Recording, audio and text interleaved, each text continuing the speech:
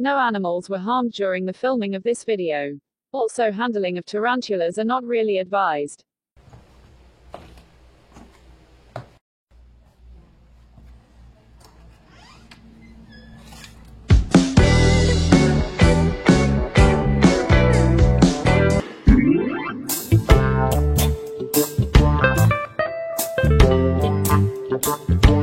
Welcome back sa Gorby Exotics. Gusto ko sana kayong batiin lahat ng isang magandang gabi. At nandito tayo sa Gorby Exotics Vlog 24, The Borax Method. Bago ko sa inyo explain kung ano yung Borax Method, isa siyang way ng pag-preserve ng tarantula after nyo siyang i-taxidermy. At unang-una, i-explain ko muna kung ano ang borax powder, no? Yung gagamitin natin na materyales para makapag-preserve tayo ng gagamba. So, ano nga ba ang borax powder? Bali, ang borax powder kasi, sa madaling sabi, ito yung mga powder na pampadulas kapag magbibilliards kayo. So, ayun yung mga pinapahid nyo sa inyong mga kamay. Also known as sodium borate. Ang natural color nito, syempre, kulay white din, consisting of soft colorless crystals. So, ayun. Just do your research na natin kung kulang pa yung explanation natin. At ayun, check natin yung ating mga nakababad dito sa ating borax powder. So, simple lang. Sana nakikita nyo yung video. After nyo i-taxiderm yung gagamba or any taxidermy process na ginawa, ito yung sinusunod kong gawin. Kasi para ma-preserve sila. So, ito yung Ornithoctone ni SP Oriental na male daw. Ito, yung nakababad din na Heterometrus longimanus.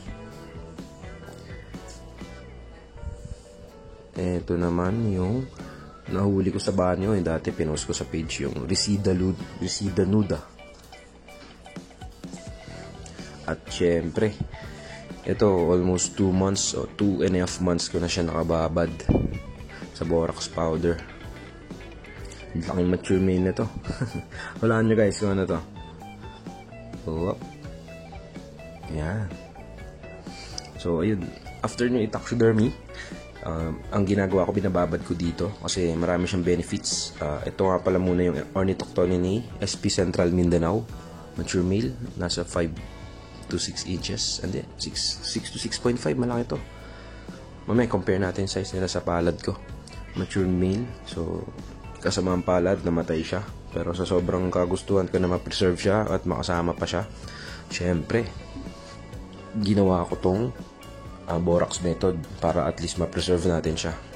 So, currently, nasa 2 months ko na siyang nakababad. Pero ayun, explain ko lang, yung 2 months na yun, tingin ko is not enough para ma-preserve to. As you can see, sobrang tigas pa nung tarantula na to. At prone pa siya, ayan, tulad nito, pwedeng mabali yung legs nito. Anytime, pwedeng mag-snap. Kasi hindi pa totally, kumbaga nagde-decompose pa lang siya. So, hindi pa to good for display. May papakita ako sa inyo. Kasi ang observation ko dito, 6 months time, yun, tingin ko, sobrang time consuming lang talaga nila itong process na to, pero sobrang sulit naman. Ayan, kita mo, dito pa yung mga parang laman-laman nila. Galing yun sa abdomen. Nandiyan pa yung mga laman. So, hindi pa to totally good as preserved. Kasi 2 months pa lang. As you can see, sige, pakita natin. Wait lang. Kunin natin.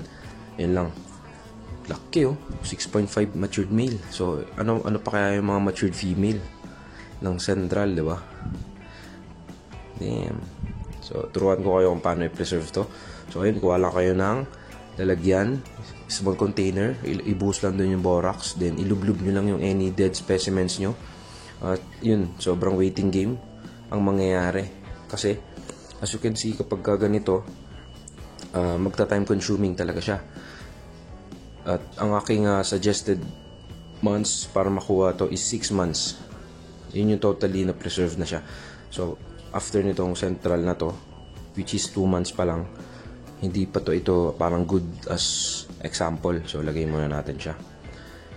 Ito. Pakita ko sa inyo yung ating example. Sobrang tagal ko hinintay nito. Kalahating taon. Imagine, 6 months siyang nakalubog dyan. Walang galawan yon.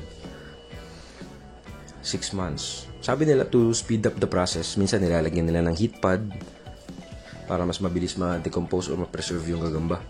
Pero okay to, talagang 6 months ko lang, busy naman tayo. So,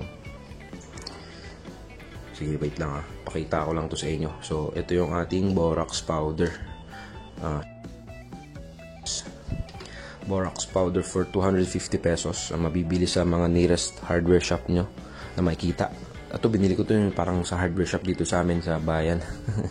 Yung may mga tindahan ng painting, may mga tindahan ng pintura, etc. Yero, mga pako. Yun, so yun siya. May kamahalan lang, 250 pesos, pero sobrang sulit naman. Kasi isa sa mga advantages niya is hindi nawawala ang kulay niya. Sobrang intact ng coloration, unlike pag gumamit ka ng alcohol or any preserving methods or tips. Ayun, so iba kasi binababad lang sa alcohol, yung iba gumagamit na kung ano-ano. Ayun, freezing method, etc. Minsan ito, saglit. Ang ganda. Hindi ba nasira? Yun. So, ayun, kita nyo, gumagalaw yung legs. Ibig sabihin, preserved na siya. Hindi siya matigas katulad nung sa 2 months pa lang. So, ito, 6 months na.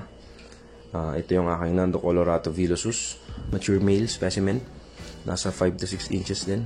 Malaking klase rin na gagamba to. Lalo na yung female nito. Sobrang compact. Colorado Villosus. Isa kasi sa mga favorite specimens ko to at ito yung na-breed ko, isa sa mga grow outs ko na pa-mature male ko hanggang sa mamatay. So, gusto ko kasama ko siya at may souvenir ako sa kanya. Ayoko siya i-bout sa lupa. Kaya siya pinreserve ko. Inuna ko siya talaga. Siya na talaga yung mga parang sabay-sabay namatay nung last summer. So, ito yung napili ko i-preserve. Yan kita mo, nagagalaw ko yung pedipalps. Nagagalaw ko yung mga legs. Pwede ko na siyang i-mount. Iba kasi talagang hindi ni-display nila. Mina-mounting display nila something pagka preserve na yung tarantula. So, ayun. Comparison. Size comparison. Most, looks identical. Yung size. Parang parehas lang talaga. Mga 6 inches. Matured male specimen. So, ayun. Disadvantages lang nito. Mabilis lang. Sobrang baho. Yun lang. So, kayong magugulat pag namamaho. At ayun, linisin ko lang to saglit kwentuhan muna tayo ng fresh water or tap water. So ayun, disadvantages lang niya, tuloy ko lang na sobrang baho nung meron siyang bad smell talaga kasi as time goes by, syempre nagde-decompose siya. At the same time na bubulok yung laman loob niya, etc. So mamamaho talaga. Yun lang yung kanyang sobrang disadvantages. Mamamaho. So, tis-tis lang. At least, di ba? Na-save mo yung coloration mo ng gagamba, yung specimen na-save mo. Unlike pag sa mga alcohol kasi nawawala yung color. Pag binababad nila or something. Kasi ibang freezing method, etc. Minsan nagkakabukol yun So, ayun. Kumuha ko ng flat surface. Try ko to i-dried up. Punta tayo sa rooftop. Punta tayo dito sa taas. Yan. Hanap tayo ng, syempre, ang ating kaibigan sunlight. Yan. So, gusto ko matuyo siya. Kasi para ma-lessen up yung bad odor or yung bad smell niya. Balikan na lang natin. See you soon. Nakuha ko na yung specimen. Ito na siya. So, nawala rin yung amoy niya. Thanks sa borax method kasi at least nakita mo sobrang intact ng kanyang coloration. So, ito yung masasuggest ko sa inyo na pang-preserve. Kaya, ginawan ko rin talaga ng content dito sa ating YouTube vlog. So, ayun. Sana marami kayo natutunan at try nyo gawin. At I think masasatisfy kayo. Siyempre, kahit na sobrang matagal din yung process niya. Biruin nyo, 2 to 6 months. As early as 2 months, pwede na. Pero yun nga, sobrang tigas nung magiging specimen. Hindi mo pa siya ma-mount or something. Pero at least yung coloration nandun na. Pwede siyang pan-display sa mga, kunyari, sa picture frame. Gusto mo siyang display or something. Pwede na as early as 2 months. So, borax powder is the man para sa akin.